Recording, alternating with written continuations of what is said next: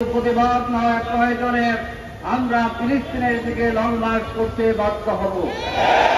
আপনারা জানেন, বিশ্বের মুসলমানদের কাছে অত্যন্ত দীক্ষিত এবং বিশ্বের মানবাধিকার পন্থী মানুষের কাছে অত্যন্ত দীক্ষিত ইসরায়েলের বর্বরতা, বিশেষ করে ফিলিস্তিনের গাজা উপত্যকায় এই পর্যন্ত 2023 সালের অক্টোবর থেকে 70,000 নারী এবং শিশু নিহত হয়েছে। অনেকে অবরুদ্ধ হয়ে আছে, তারা খাদ্য পাচ্ছে না। বাচ্চাদের ছবি থেকে আমাদের কান্না আসে। সেই বাচ্চাদের জন্য, শিশুদের জন্য, নারীদের জন্য খাদ্য নিয়ে একটি বিশ্বের বিভিন্ন জায়গা থেকে প্রায় 44টি দেশের 500 মানবাধিকার কর্মী রওনা দিয়েছে। সেখানে ইসরায়েলি হায়নারা সেই সমুদ্রের নিয়ম লঙ্ঘন করে ত্রাণবাহী জাহাজকে আটক করেছে, অনেক মানবাধিকার কর্মীকে আটক করেছে। এটার আমরা তীব্র নিন্দা জ্ঞাপন করছি।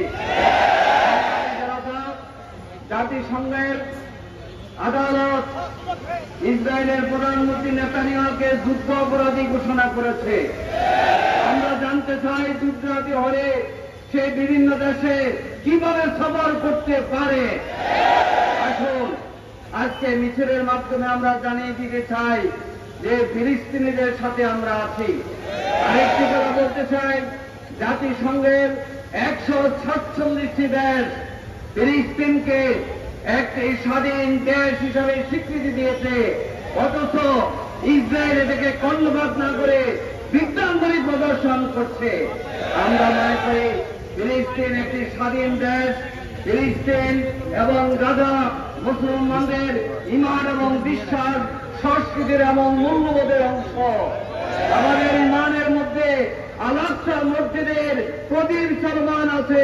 প্রিয় ভাই এবং বন্ধুগণ, আসুন আমরা মানবতার জন্য এবং ফিলিস্তিনের মুসলমানদের জন্য ঐক্যবদ্ধভাবে সংগ্রাম অব্যাহত রাখব। বাংলাদেশের একজন সাংবাদিক আলোকচিত্রী শহীদুল আলম এই মানবাধিকার কর্মীদের সাথে আছে।